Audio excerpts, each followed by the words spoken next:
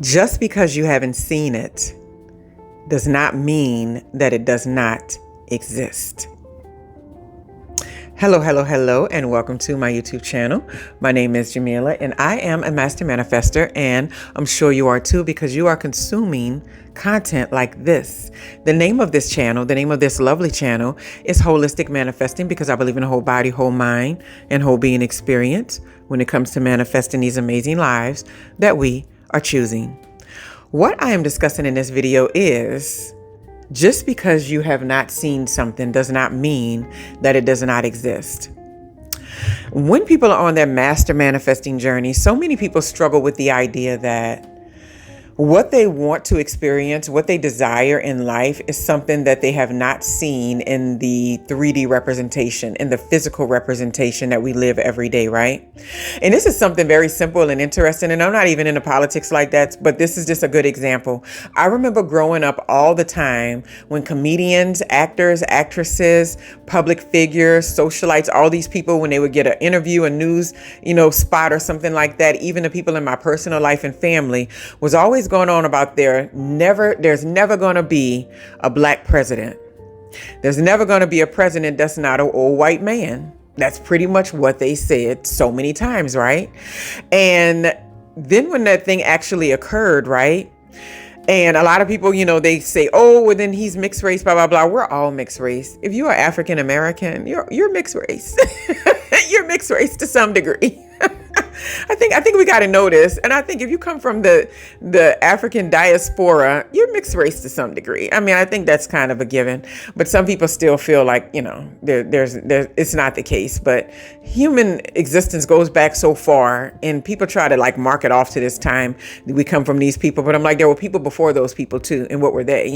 People have been mixing, and cultural diffusion has been happening forever, right? So nonetheless, people think that, these things can't occur because they have not seen it before. And I think that it makes people feel more comfortable in the idea that, well, if I haven't seen it before, I feel more relaxed because that's at least an answer. I always feel like this is where things like atheism comes from, like an absolute mindset. It's like a creator does not exist, right? And I've always stayed away from those absolute mindsets because who am I? What do I know? How can I say something doesn't exist or can't happen when we really don't even know what's going to happen from moment to moment in this life? I mean, we can predict it, and we might even be right a lot of times, right? But that's not to say that, we're always going to be right. You think people know when somebody breaks out shooting in a mall somewhere that was about to happen? And sometimes people do say they get a funny feeling or a certain energy. And I think it's the negative energy that the person who's about to commit the thing is exuding off of them. I think I was reading somewhere when they were saying that our heart, it was about chakras, but our heart energy, the electromagnetic field around it reaches out about 4 feet outside of our body. So if they do an electromagnetic scan of your body, the energy coming from your heart reaches out about 4 feet outside of your body. So you think about that energetic exchange when you pass people or you're around people, you're like, they got bad energy, right? I think their heart's not right. You know what I mean? Their energy's not right. And so a lot of people like to think that it's more comfortable to feel that way because then that means you don't have to have any hope. You don't have to have any faith. And then also the biggest one, you don't have to be let down, right?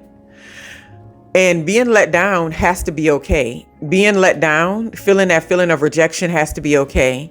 I was on a page the other day, a YouTube channel anyway, and this woman was going on about rejection being protection, not being a real thing. And she had the complete wrong interpretation of it. She was saying, yeah, if you go around protecting yourself from everything, then you never feel anything in life. And I'm like, yeah, but that's two different things. I was like to myself, rejection is protection does not come from what you're saying. But then I kind of realized, I think that saying comes from the black church or something like that. So I was thinking that maybe a cultural issue is the reason why she may have not known the exact meaning of the term. And so rejection equaling protection just pretty much means that, you want something, say it could be a relationship with somebody, you want them, they don't want you back, right? A month later, you find out that this person is a domestic abuser and, almost murdered their significant other. And you're just like, ooh, and I really wanted to date him. I didn't know he was like that, right? And so women go turn each other and be like, rejection is protection. Because sometimes you just don't know what's next. You don't know what's behind the curtain. And we like to think that we do know. And so I was listening to this lady ran on and I'm just like, oh, she doesn't want to be disappointed. She's like, I choose everything. You can choose whatever you want. But that doesn't mean that thing is going to choose you back, because what you're choosing, you don't even know if it's ultimately the goal that you're trying to create. Because while you're co-creating, the universe is going to amen you on everything that works in favor of your most desired path. And even if you see something on that path that you think is okay to pick up while you're along that path, if the universe is thinking, if source energy is saying, nah, that's not it, and what's coming behind there, it's even bigger and brighter and what you really, really want, then you're going to be like, well, I was rejected from that, but it was going to take you off your path, right? And so I was like, yeah, we choose, but if it doesn't choose us back, it's for reasons sometimes unbeknownst to us. It's for reasons sometimes that we just can't put into words or we don't have any information on. Sometimes we don't even know until 10, 15 years later why something didn't choose us back. We didn't get that position, but we don't know why we didn't get it. We find out 5 years later, somebody was, being toxic in the environment and, trashing your name before you even got there. So like, what kind of experience would that have been? In that 5-year period, you've elevated and expanded and grown in a whole nother environment. And so, yeah, the rejection was protection from leading yourself down a negative path, right? But anyway, I digress. She was very excited in her message. And I'm like, girl, I don't think that's what that means. Nonetheless, we have to start understanding and deeply embodying that idea that you have to believe it before you see it. You have to believe that all things are possible before you see it. Some of the most crazy people in society that are going for things and shooting for things, that's the number one thing that they're going to tell you, is that they just believe something bigger and greater and brighter was available for them, even when none of the evidence was around even showed that, right? And then like the way things happen, right? We have to believe certain things can exist that we haven't seen any evidence of or proof of, right? And I like to talk about this all the time. Yeah, I'm gonna be plugging this book for a second, right? Like this single mother, thriving, manifested magic. The reason why I Manifesting Magic. That was my channel name a long time ago. That just came out. But Manifesting Strength, Success, and Happiness is because I actually thought that was a negative state of affairs. And like I had made the biggest mistake of my life, marrying wrong. And then now I'm a single mom. I was like, I got this life now. But it's like, I think that because there wasn't a lot of examples of women thriving in that position, right? So that's why I'm going to keep plugging it, because it's available on Amazon now, because I think we need to see more women thriving in that position. And that doesn't mean that you choose it out the gate, that you say, and some women do choose it out the gate. Everybody remember that TV show Murphy Brown? Some women do choose it out the gate. They're like, you know what? I just want a kid. I don't need a man. I'm just going to do it like this. Some adopt that way. Some are foster mothers that way. Their videos are all over YouTube. But I mean, for those that are wanting that traditional setup, if you don't get that and it doesn't work out that way, there's not a lot of examples of women thriving who didn't choose it that way, right? And so I feel like my mindset was always, just because I haven't seen this, that doesn't mean that it can't exist. Just because I haven't seen women create an income that's almost like they're having a dual income household, but it's only themselves, and they're not a celebrity. They're not, a public figure. They're not someone who's high profile. They're just an average person who wants more and they create it. We don't see it a lot. And so in my mindset, I was always like, is this even possible? Because sometimes I was working for things and I'm like, does this even exist? Should I even be in this room? Do I even belong in this environment? And it's mostly because I didn't see examples of it. So when people say representation matters, it really, really does on so many levels, right? And depends on what type of representation you have to see. And I was that without even knowing it in many environments. I worked at a women's university, and I, for some reason, had so many young African-American girls come into my office for different things. And I was just like, well, who told them I was even, because I was teaching classes, but I was also doing another job there. And so the worlds kind of didn't really mix, but they found out that I worked there and our office there, and they would come to my office, and I was like, oh, and I was like, oh, wait.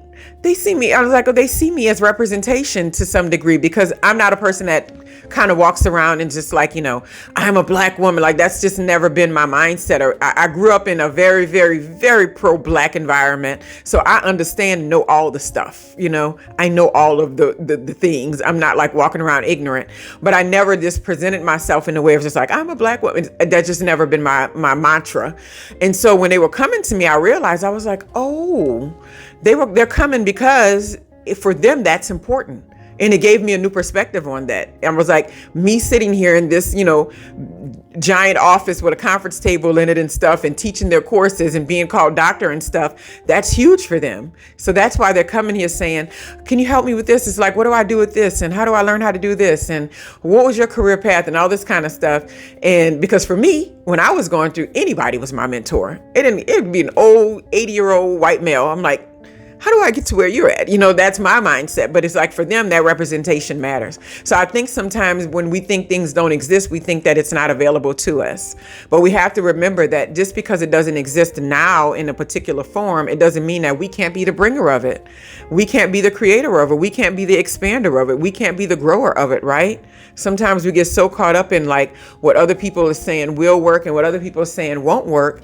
And we don't even go for things that we truly are capable of bringing to fruition, right? That's what inventions are, right? And so if those people can invent all this stuff in society, why do we have such a limited mindset sometimes when it comes to creating a specific experience in our life, right? Because, I have I got some amazing things planned already. Amazing thing is, this work break that I've managed, with just being in the world of investments and giving myself this free time and this peace. It's really been nice. And I was like, man, I've never had this moment in my life like this with raising children. And it's been, almost 5 months now. Putting my book out, new thing, a couple of really expansive excursions coming up, right? With my daughters, and then one with my daughters and one without my daughters, right? And then, daughter driving this year, getting her a car. College, like there's tons of milestones happening in 2025 for me, right? It's crazy, but it's like, if we don't believe that these moments or this experience that we want to have can exist, then we never even try to create it, right? So just keep that in mind. Just because it doesn't exist right now doesn't mean that we can't create it in our lives. This is just another spin on believe it before you see it. But sometimes that comes off shallow. Sometimes we need a little bit deeper of an explanation, right? It's like, just because it doesn't exist today doesn't mean it can't exist tomorrow. Walk around with that mindset and see how many doors and things open for you. Anyway, I hope you all have a wonderful, wonderful, wonderful day.